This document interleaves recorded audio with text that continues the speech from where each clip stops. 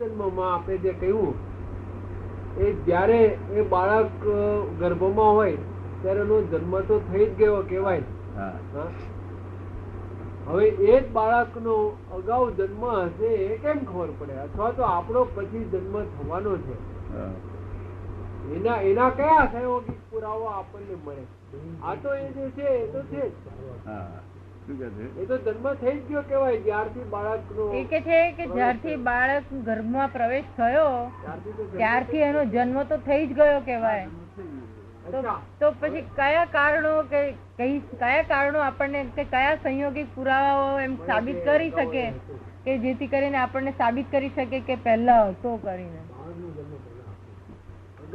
આ ઇફેક્ટ થાય છે, આ જે ઇફેક્ટ થઈ ને એટલે મેં સાયન્ટિસ્ટ ને પૂછ્યું કે આ ઇફેક્ટ છે એ કોઝિસ વગર થાય ખરી?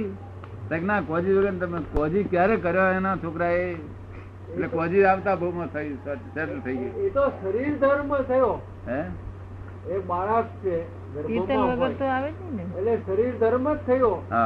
એનો જે પ્રતિકાર છે તે પ્રત્યાઘાત છે એ તો એનો દ્રવ્યભૂત અથવા તો શારીરિક જ કહેવાય. બરોબર. એમાં એને આપણે કેવી રીતે પુનર્જન્મ સાથે સાંકળી શકીએ? કારણ કે આપણે જયારે વિચાર કરીએ કે કોઈનો પુનર્જન્મ થયો ત્યારે સૌથી પહેલો જન્મ શું? બિગિનિંગ ખરો છો. હા, તો પછી કેવી રીતે કહેવાય બિગિનિંગ? આ જગત ની અનાદિ છે. શું છે?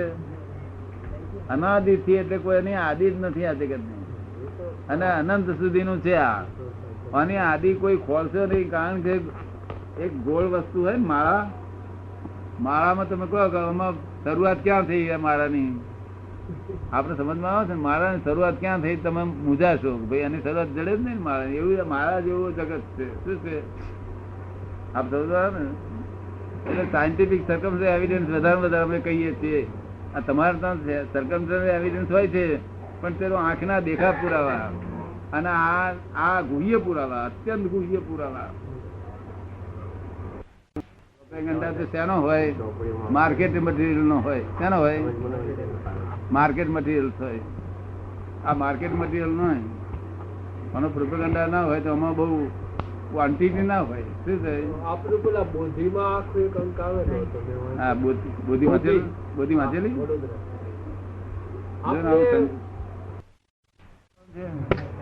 આ તો બહાર પછી કોણ વાપરનારા? છોકરા ને ભગવાને શું કહ્યું છે? પરાર્થી. શું કહ્યું? આ માણસ પરાર્થ માટે પારકા માટે જીવ્યો કેવાય.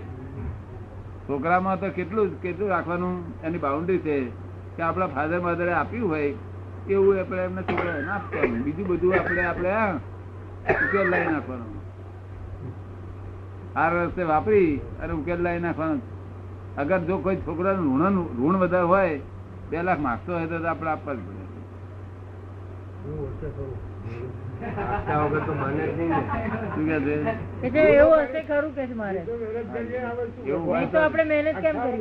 મહેનત ના કરે કઈ કે માગતો હોય પૂર્વ નું તો આપડે ઉદ્વેગ થાય એટલે મગજ સુધી પહોંચી જાય. તમે જોઈ લો ને ઉદ્વેગ બુદ્વેગ? બહુ જોઈ લો. ગગલા બંધ ચિંતા બહુ જોયેલી. વાત જ નહીં કરતો. એમને તમારે કહ્યું આજે દવા સારી રીતે પીએ તો કામ થઈ જાય પણ દવા પીવા નહીં ને સારી રીતે પીવી પડે.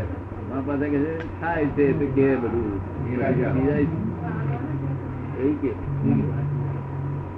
35 પીશો? 35 દવા પીશો?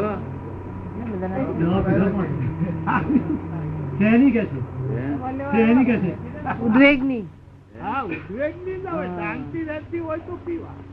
શાંતિ જોઈએ. શાંતિ અમારે કયા પણ પી જાય બધી શાંતિ થઈ જાય પણ પીએ નહીં. બસ પીતી વખતે પહોંચલો રહે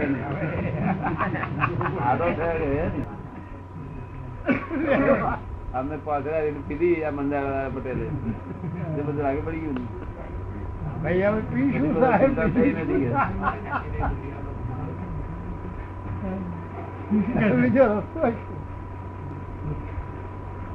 ના છૂટકે નહીં પીવાની. પોતાનો રોગ મટાડો છે એટલે માટે છે. ત્યારે મેં કહ્યું ને પ્રશ્ન આ જ છે, બીજો ને બહુ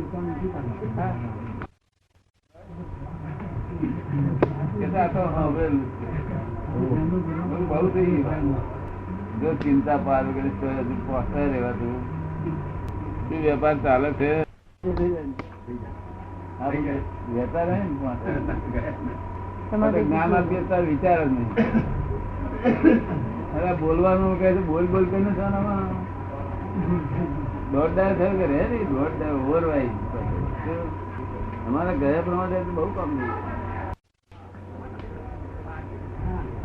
બતાવો એ તમે બતાવો એ કે છે જે કરણી કરીએ તેનું ફળ છે તે પુણ્ય આવે અને પુણ્ય આવે એટલે પછી ભોગવવા જવું પડે. શી કરણી કરીએ તો મોક્ષ થાય.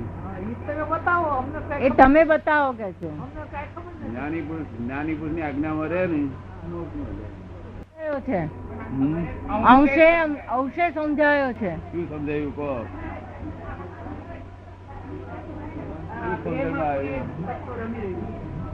આ દેહમાં કોઈ એક તત્વ આ દેહમાં કોઈ એક તત્વ રમી રહ્યું છે અને તે દેહ થી જુદું છે એવું લાગે છે તમને? એવું લાગે છે નહીં? એ કશું લાગતું નથી. બેન કે મને કઈ ખબર નથી, મેં કઈ કશું વાંચ્યું નથી.